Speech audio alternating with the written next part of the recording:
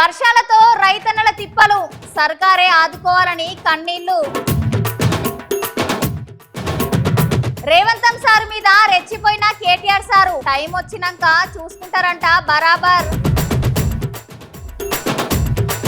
Etela sir అభిమానం వచ్చేది ఎలా అయినా కమలమే అని కన్ఫామ్. నాగకన్యలా మారుతున్న అమ్మాయి చూసి పరిశాన్ అవుతున్నారు ఊరోళ్ళు. తమ్ముడు తెచ్చిన కొత్త వార్త. రోహిత్ రాజ్ సార్ ఉన్నాడు కదా నువ్వు ఇక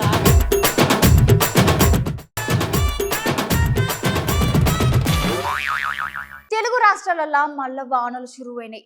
పట్నంలో ఉన్నోళ్ళు ఇన్ని రోజులు ఎండల నుండి సరంత చల్లగాలి వీల్చుకుంటుంటే ఊర్లలో మాత్రం రైతన్నలు మళ్ళా వానలు పడితే ఇంకింత ఎక్కువ పంట నష్టం అవుతుంది వద్దు వద్దు అని గుబులు పడుతున్నారు. ఇప్పటికే నిన్న పడ్డ వానకి చాలా దిక్కుల రైతన్నలు మస్తు ఆగమైనరట.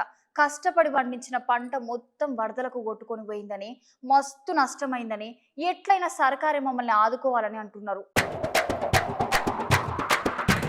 అవునోలా ఎండాకాలం వానలు పడితే పట్టణంలో ఉండేటోళ్ళు ఏమో గానీ రాష్ట్రంలో ఉన్న రైతన్నలు మాత్రం కండ్లాల నీళ్లు పెట్టాల్సిందే. ఇప్పుడు సుతే గిదే అయింది. నిన్నటి నుండి పడుతున్న వానలకు రైతన్నల ధాన్యం మొత్తం కొట్టుకొని పోయింది అంటున్నారు. ఇంకో 3 రోజులు కూడా వానలు ఉన్నాయని వాతావరణ శాఖ సార్లు చెప్పిర్రు. నిన్న పడ్డ వానలకే ఇప్పటికి చాలా దిక్కులు ఆగమైనాం. ఇంకో 3 దినాల సుతే గిట్లనే పడితే మేము ఏం కావాలని రైతన్నలు మస్తు రంది పడుతున్నారు. ఈ ప్రభుత్వం నిర్ణయించిన ప్రకారం అకాల వర్షంతోటి రైతులు ఆగమాగమై ధాన్యం తడిచినది.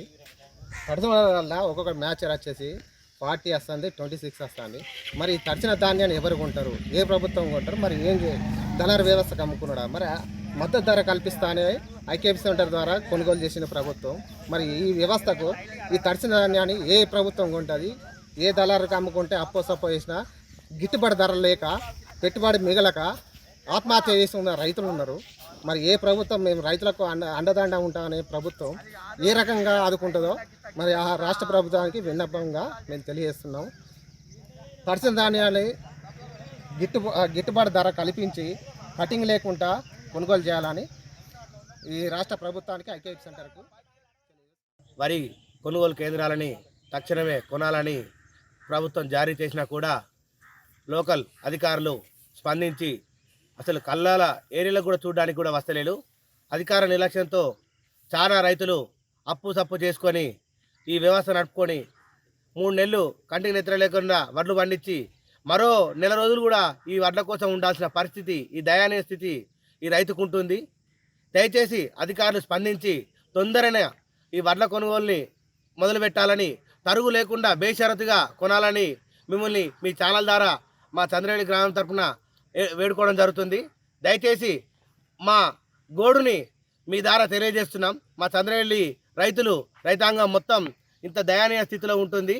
అధికారులు వెంటనే స్పందించి తరువు లేకుండా బేషరతుగా వడ్లు కొనుగోలు కేంద్రం ఇయాటి మొదలు పెట్టాలని. ఇలా కారు గుర్తు లీడర్లు ఒక దిక్కేమో కేటీఆర్ సార్, ఇంకో దిక్కు చూసుకుంటే కారు గుర్తు పార్టీ నుండి ఎమ్మెల్సీగా పోటీ చేస్తున్న ఏనుగు రాకేష్ రెడ్డి సారు ఇద్దరు చేగుర్తు పార్టీని వాళ్ళ అభ్యర్థి తీన్మార్ మల్లన్నని చెడామడా అరుసుకున్నాడులా. గా సార్లు ఇద్దరు ఏమంటున్నారో మీరో మల్గా చూడుండ్రి.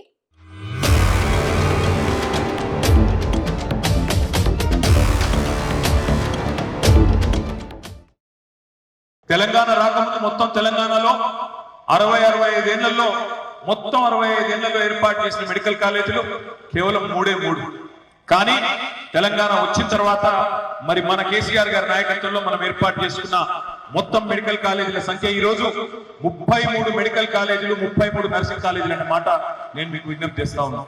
అంటే ఒకవైపు విద్యా వ్యాప్తికి, మరొక వైపు ఉపాధి కల్పనకి, ప్రభుత్వ రంగంలో కొలువులకి, అదే మాదిరిగా అన్నింటికి మించి ప్రైవేట్ రంగంలో కూడా పెట్టుబడులకి పెద్ద ఎత్తున ప్రయత్నం చేసింది మన ప్రభుత్వం. ఇల్లెందులో ఈరోజు నేను వస్తా ఉంటే చూస్తా ఉంటే పట్టణం 10 ఏళ్ల కింద ఎట్లా ఉండేది ఇల్లెందు, ఈ రోజు ఎట్లా ఉందో, మీ కళ్ళ ముందు ఎట్లా మారిందో కూడా మీకు తెలుసు. ఇవన్నీ కూడా ఒకవైపు పట్టణాభివృద్ధి, ఒకవైపు పల్లెల అభివృద్ధి, ఇవన్నీ చేసుకుంటూ 10 ఏళ్ల పాటు తదేక దీక్షతో పనిచేసుకుంటూ పోయినాం. అందుకే ఇవాళ తెలంగాణలో ఏ గ్రామానికి పోయినా, ఏ పట్టణానికి పోయినా, ఏ జిల్లా కేంద్రానికి పోయినా మీకు ప్రస్ఫుటమైన మార్పు కనబడతా ఉంటుంది. వ్యవసాయం బాగైంది. ఇన్ని హామీల మీద, ఇన్ని సమస్యల మీద ఈ 5 నెలల్లో ఒక్క ప్రశ్న అయినా వేసిందా? కానీ బీఆర్ఎస్ పార్టీ నాయకులు, బీఆర్ఎస్ ఎమ్మెల్సీ అభ్యర్థిగా ఉన్నటువంటి నేను ప్రజల పక్షమై ప్రజా సమస్యల మీద, నిరుద్యోగ సమస్యల మీద, విద్యావంతుల సమస్యల మీద, ఉద్యోగస్తుల సమస్యల మీద నిత్యం ప్రశ్నల వర్షం కురిపిస్తా ఉన్నాం. ఇది వాస్తవమా కాదో ఒక్కసారి ఆలోచించాల్సిందే ఈ సందర్భంగా నేను కోరుతా ఉన్నాను. గ్రాడ్యుయేట్స్ ప్రతి ఎన్నికల్లో కూడా, ప్రతిసారి కూడా, ఎప్పుడు కూడా ఇలాంటి వాళ్ళని ఎన్నుకుంటున్నారు తప్ప వేరే వాళ్ళని ఎన్నుకోవడం లేదు. ఎందుకంటే మండలి అంటే ఒక పెద్దల సభ. ఆ పెద్దల సభకు మేధావులను పంపుతాం తప్ప మోసగాళ్ళని పంపమని పదే గ్రాడ్యుయేట్స్ తీర్పిస్తా ఉన్నారు.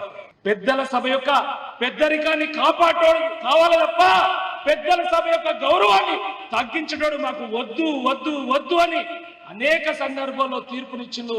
తప్పకుండా ఈసారి కూడా అదే తీర్పు వస్తుంది. ఆ మంచి తీర్పును మీరు ఇస్తారని చెప్పి నేను సంపూర్ణంగా నమ్ముతా ఉన్నాను. చాలా సందర్భాల్లో యువత రాజకీయాలకు రావాలంటాం, విద్యావంతులు రాజకీయాలకు రావాలంటాం, మంచి వాళ్ళు రాజకీయాలకు రావాలంటాం.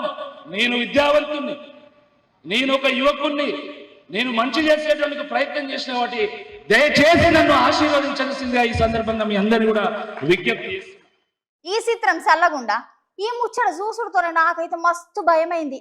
ఈ అక్క మరి చిన్నపిల్ల అనుకున్నదో లేకపోతే ఆమెకు చిన్నప్పుడు ఆడుకున్న ఆట గుర్తుకొచ్చిందో గాని బస్సు కిటికీల తలకాయ పెట్టింది. ఇగో అది రాక ఎన్ని తిప్పలు పడిందో మీరే చూడుండ్రి.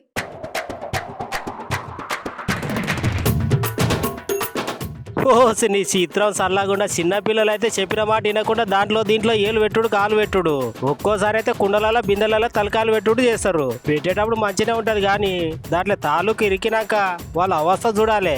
వాళ్ళైతే పిల్లలు కదా, వాళ్ళకేం తెలియక అట్లా చేస్తారు. కానీ కొంతమంది పెద్దోళ్ళు ఉంటారు, మరి వాళ్ళు తెలిసి చేస్తారో తెలియక చేస్తారో కానీ ఇట్లనే చేస్తారు. నేను ఇప్పుడు నీకు ఈ ముచ్చట ఎందుకు చెప్తున్నట్టే, బెంగళూరు ఉన్నది కదా, బెంగళూరు బస్ స్టాండ్ లో ఒక బస్ ఎక్కి పోదాం అనుకొని చల్లగా గాలి కోసం కిటికీలో తలకాయ పెట్టి అట్లా తొంగి చూసిందో లేదో, మళ్ళా తలకాయ లోపలికి వెళ్ళి తీద్దామంటే రాలేదుల్లా.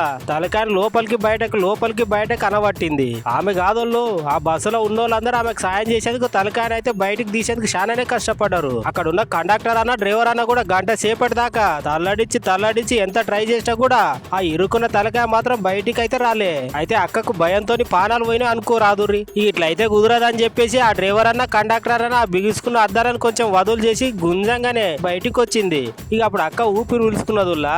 ఈ బస్ ఏమో గాని ఇంకోసారి కిటికీ పక్కన కూర్చోవద్దు, కూర్చున్నా కూడా కిటికీలో తలకాయ పెట్టొద్దని అక్కకు బాగానే అర్థమైంది. మీరు కూడా బస్ ఎక్కి ప్రయాణం చేసేటప్పుడు ఆ కిటికీలు మరీ వదులున్నాయా లూజ్ ఉన్నాయా చూసుకొని దాంట్లో తలకాయ పెట్టి అటు చూడండి తప్ప అట్లా చేయలేదనుకో ఇదిగో ఈ అక్కలక్కనైతే మీకు కూడా మరి.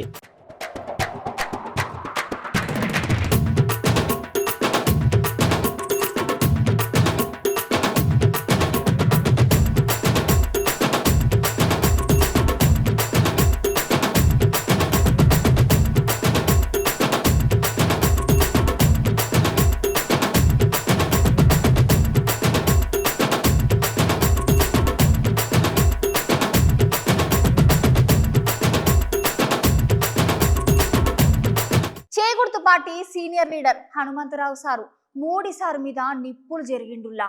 మోడీ సారు రైతన్నలను మోసం చేసిండట. మోడీ సారు కావాలనే పని కట్టుకొని మరీ రాహుల్ గాంధీ సారు ఇష్టం వచ్చినట్టు మాట్లాడుతున్నాడు. మోడీ హటావ్ దేశ్ కి బచావ్ అని దేశంలో ఉన్న జనాలందరినీ పిచ్చోలని చేసిండ్రు అని అంటున్నారు.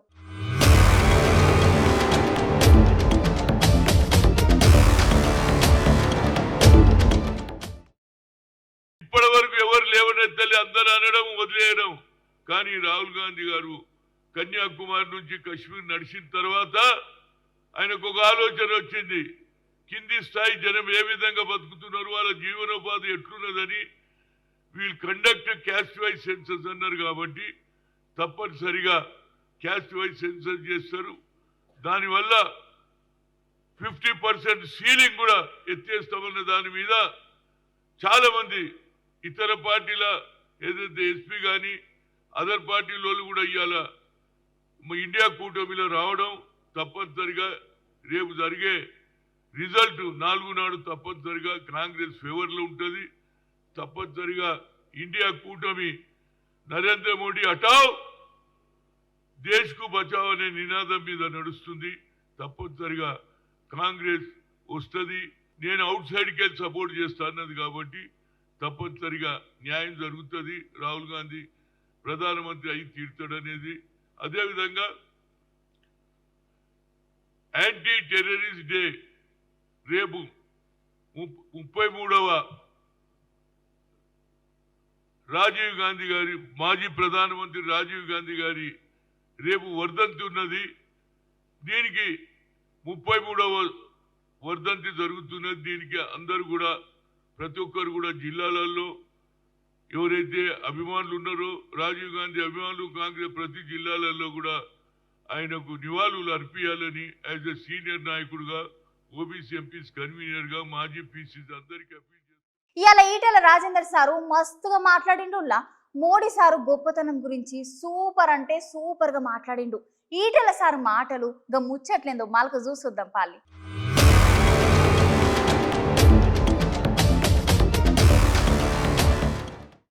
నాకు ఆశ్చర్యమైన విషయం ఏంటంటే, మాకు 3 డిపాజిట్ రావాలనుకుంటాను. ఒకటి ఖమ్మంలో రాదేమో, నల్లగొండ రాదేమో అంటున్నాడు. సైదిరెడ్డి మాట్లాడితే కూడా మాట్లాడుతాడు, నీకు గెలిచిన ఆశ్చర్యం లేదని అంటున్నాడు.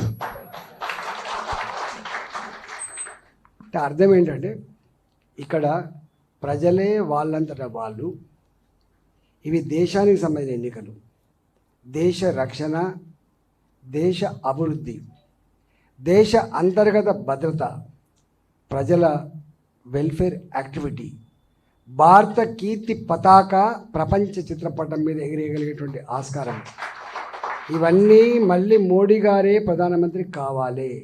ఇది భారత ప్రజల యొక్క అంతరంగం. అది ఫిరేక్ బార్ మోడీ సర్కార్ అనే నినాదం పార్టీ నుంచి వచ్చిన నినాదం కాదు, అది నాయకుల అంతరంగం నుంచి వచ్చిన నినాదం కాదు, అది ప్రజల అంతరంగం నుంచి వచ్చిన నినాదం.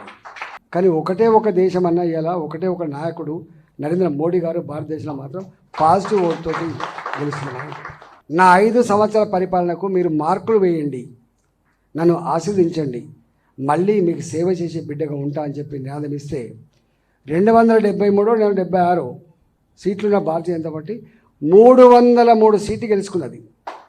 303 సీట్లు. భారతీయ జనతా పార్టీ ఎలోన్ 303 సీట్లు గెలుచుకుంది. ఇది ఎన్నడూ రాదని చెప్పినటువంటి కాంగ్రెస్ పార్టీ, ఈ భారతీయ జనతా పార్టీ దేశంలో అధికారానికి వస్తా అని చెప్పి భావించిన మేధావర్గానికి ఇవాళ 303 సీట్లతో ఒక అజేయమైనటువంటి శక్తిగా ఎదిగింది భారతీయ జనతా పార్టీ మోడీ గారి నాయకత్వం. అతి ముఖ్యమైన ప్రాంతమైనటువంటి ఉత్తర తెలంగాణ, చైతన్యానికి మారుపేరుగా ఉన్న, ఆత్మగౌరవ బావుట ఎగిరేసిన ప్రాంతం ఇవాళ నల్లగొండ జిల్లా, వరంగల్ జిల్లా, ఇవాళ ఖమ్మం జిల్లా. కాబట్టి ఇవాళ చైతన్యవంతమైనటువంటి ఈ జిల్లాలో పట్టభద్రుల ఎన్నికలు జరుగుతూ ఉన్నాయి. కాబట్టి నా పట్టభద్రులు చేసే విజ్ఞప్తి ఏంటంటే, మీరు మంచేందో చెడేందో, మనోడెవడో మందోడెవడో, ఇప్పుడున్న పరిస్థితుల్లో ఎవరు నాయకులు కావనో ఆ ఎన్నుకునే శక్తి, సత్తా, బాధ్యత మీ చేతుల్లో ఉంది. కాబట్టి మీరు వేగు చుక్కలు లాంటి వాళ్ళు, కాబట్టి దిక్సూచిలాగా ఉండేవాళ్ళు, కాబట్టి మీరు ఇచ్చే సందేశం రేపు తెలంగాణకు ఉపయోగపడే సందేశం. కాబట్టి మనమైతే ఏ ముచ్చటకు ఆ ముచ్చట మాట్లాడుకోవాలుల్లా.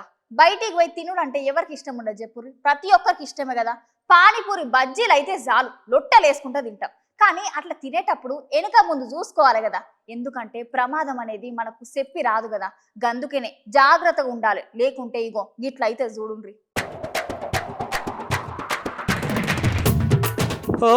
ఇక బయట ఫుడ్ తినడం అంటే సంకలు గుద్దుకుంటావు కదా. ఆడోళ్ళు మొగోళ్ళు అందరు కలిసి గప్చుప్ బండి కాడుకో, లేకపోతే రోడ్డు మీద దొరికే మిర్చిల బండి, బజ్జీల బండి కాడిపోయి మంచిగా కమ్మగా తింటారు కదా. తింటారు ఎందుకు తినరు? గట్ల తినేటప్పుడు వెనుకకు ముంగటికి పక్కలో ఉన్న ఒకసారి చూసుకొని తినాలే. ఎందుకంటే నేను చెప్పబోయే ముచ్చట సేమ్ గట్లనే ఉంటది. ఈ ముచ్చట ఎక్కడ జరిగిందేమో గానీ, అయితే 3 అమ్మాయిలు స్ట్రీట్ ఫుడ్ ను మంచిగా ఎంజాయ్ చేసుకుంటూ తినేందుకు బయటకు పోతే అక్కడ ఆవులు కొట్లాడుకుంటూ అనుకోకుండా వాళ్ళ మీదకి వచ్చినాయి. అట్లా వచ్చుడుతోటే ఆడ స్ట్రీట్ ఫుడ్ తింటున్న 3 అమ్మాయిల మీదకి ఆవులు వచ్చి వాళ్ళ మీద పడ్డాయి. అప్పుడు ఆ 3 అమ్మాయిలకు మస్తు గాయాలైనాయి. ఇగోనుల ప్రమాదం అనేది ఎప్పుడు ఎట్లా జరుగుతుందో, ఏడికి వెళ్ళి వస్తుందో మనం గమనించలేం. ప్రమాదం అనేది కూడా మనకు చెప్పి రాదు. అందుకనే మనం బయటకు వెళ్ళినప్పుడు కొంచెం అంత జాగ్రత్తగా అటు ఇటు చూసుకొని మన పని మనం చేసుకోవాలి. అంతేగాని ఏం చూడకుండా ఏం చేయకుండా అట్లనే పోయినావు అనుకో, ఈ 3 రకాల పరిస్థితి అవుతుందిలా. జర యాదుంచుకోరు మరి.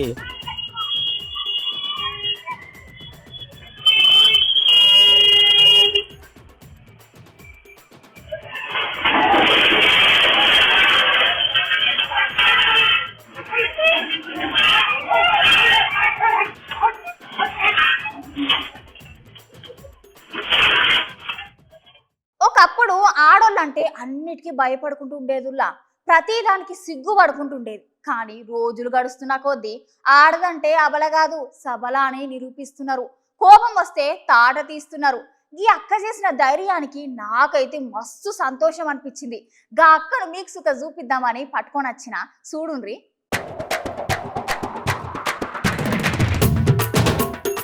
అబ్బర బిడ్డ, గా అక్క చూసిర్రా గా వైన్ షాప్ దగ్గర ఎట్లా లొల్లి చేస్తున్నదో. మరి ఇంతకేమైంది? గా అక్కకు అసలు వైన్ షాప్ లతో ఎందుకు గంతగానో లొల్లి పెట్టుకున్నది అనుకుంటుర్రా? అసలు ముచ్చట నేను చెప్తా ఆగుర్రి. ఇక ముచ్చట ఏంటంటే హైదరాబాద్ లో మధుర నగర్ లో జరిగింది ముచ్చట.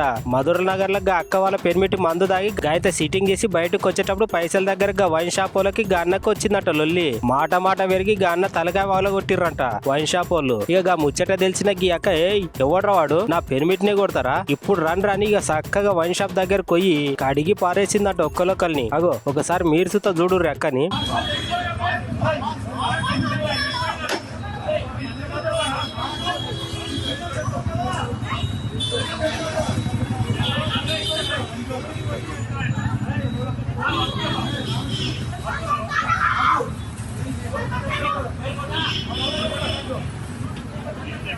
అంతే కదా నువ్వులా, మరి ఇంట్లో భార్య భర్తలు ఎన్ని లొల్లులు పెట్టుకున్నా సరే బయట వచ్చి పెర్మిటిని ఇష్టం వచ్చినట్లు తిరిగితే ఏ పెన్లో మూకుంటది, తూపుడ వాపుతుంది. అవునా కదా?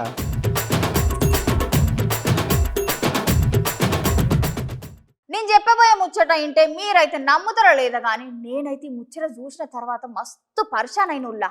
ఎందుకంటే నాగకన్యలన్నా వాటి పేరన్నా సినిమాలు చూసుడు ఇనుడే గాని ఒక్కసారి కూడా చూడలేదు. కానీ గా కరీంనగర్లోనే నిజంగానే నాగిన ఉన్నదుల్లా. గా నాగిన ముచ్చట ఏందో ఓసారి మీరే చూడుండ్రి.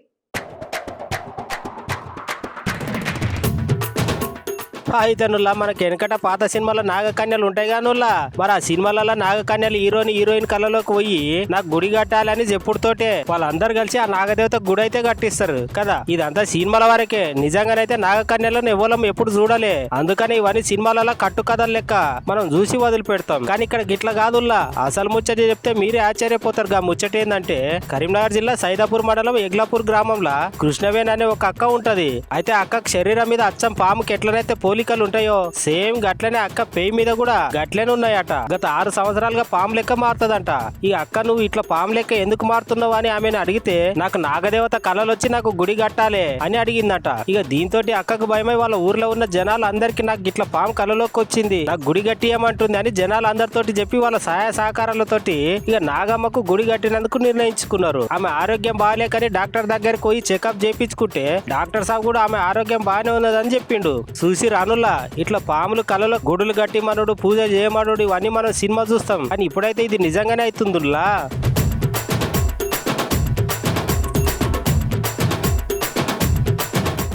చలో ఇక మా తమ్ముడు ఏదో మంచి గమ్మత్ ముచ్చట పట్టుకొని వచ్చిండట, ఓసారి చూద్దాం గా ముచ్చటేందో. ఓ తమ్మి షురూ చేయరా. ఇక ఇప్పుడు భద్రాద్రి కొత్తగూడెం జిల్లా ఉన్నది కదా, గా భద్రాద్రి కొత్తగూడెం జిల్లా పాల్వంచ దగ్గర మన ఎస్పీ రోహిత్ రాజ్ సార్ ఉన్నాడు కదా నుల్లా.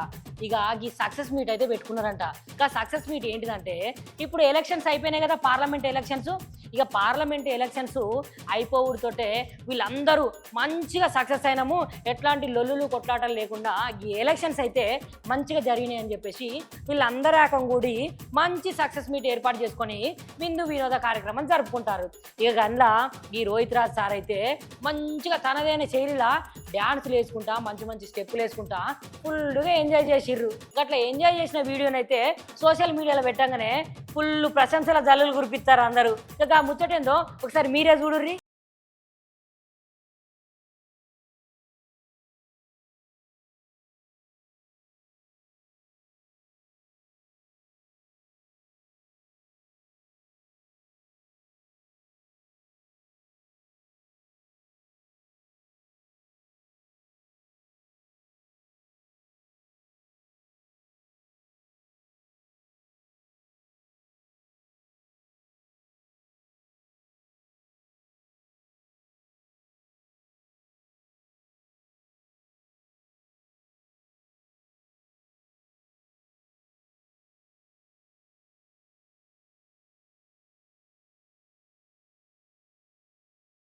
ఇక గివ్వులు అయ్యాల్ట ముచ్చట్లు మళ్ళా కొత్త కొత్త ముచ్చట్లతో మళ్ళా కలుద్దాం. అంతవరకు ఉంటాం మళ్ళా.